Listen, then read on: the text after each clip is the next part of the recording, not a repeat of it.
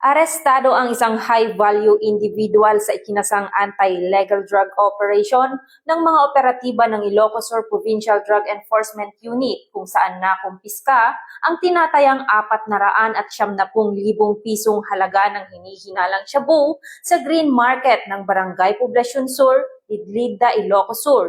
Nito lamang ika-25 ng Mayo taong kasalukuyan. Matagumpay ang operasyon sa pangunguna ng Ilocos Sur Provincial Drug Enforcement Unit, katuwang ang Lidlida MPS at iba pang unit ng pulisya. Nagresulta ang operasyon sa pagkakaaresto ng isang 54 anyos na lalaki na nakatala bilang high-value individual at residente ng bayan ng Gregorio del Pilar, Ilocos Sur. Nahuli ang sospek habang aktong nagbebenta ng hinihinalang shabu sa pusher buyer.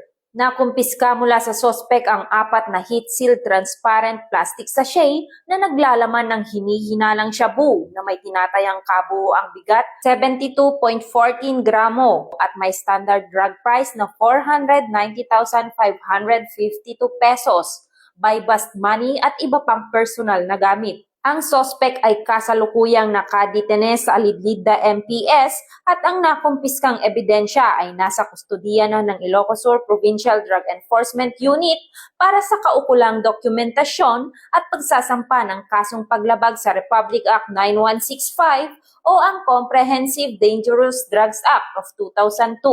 Pinuri ni Police Colonel Augusto M. Asuncion, Provincial Director ng Ilocos Sur Police Provincial Office, ang mga operatiba sa matagumpay na pagsasagawa ng operasyon sa pamamagitan ng masusing surveillance, koordinasyon at agarang police response. Muling tiniyak ng Ilocos Sur Police Provincial Office ang kanilang matatag na commitment sa pagpapatuloy ng agresibo ngunit makatarungan at naaayon sa batas na kampanya kontra ilegal na droga sa ilalim ng Enhanced Alerto Framework upang mapanatili ang kapayapaan at kaayusan sa lalawigan.